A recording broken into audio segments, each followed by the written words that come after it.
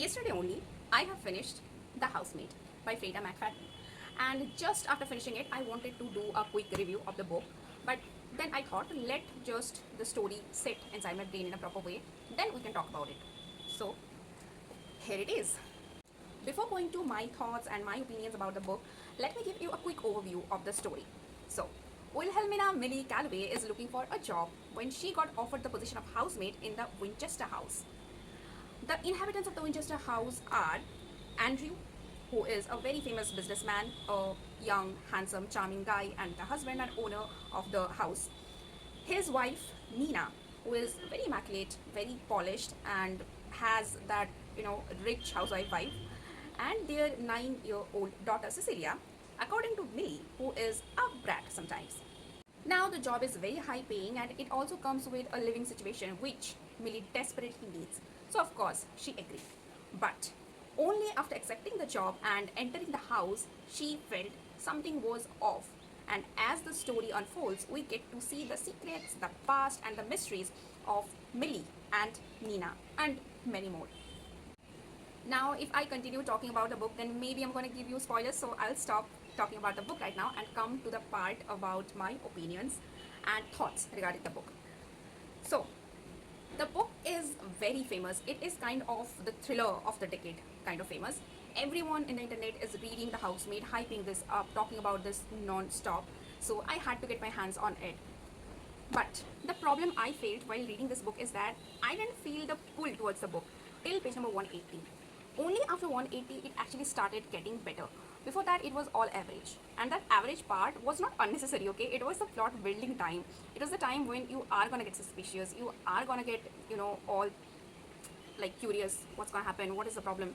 But the thing is, only on that part I had guessed 90% of the thing, that what's gonna happen, what is the problem.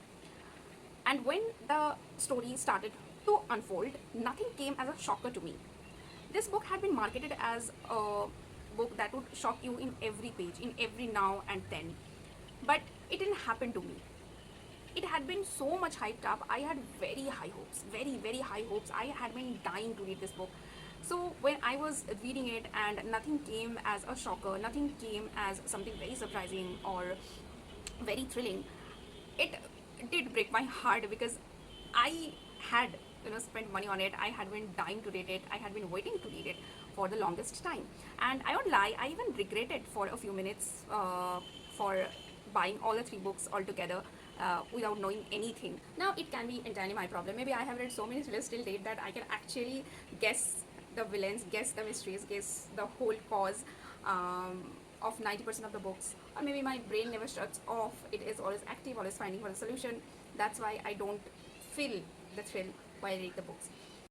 Still, if I have to be very honest, then I don't think it is as good as people claim it to be.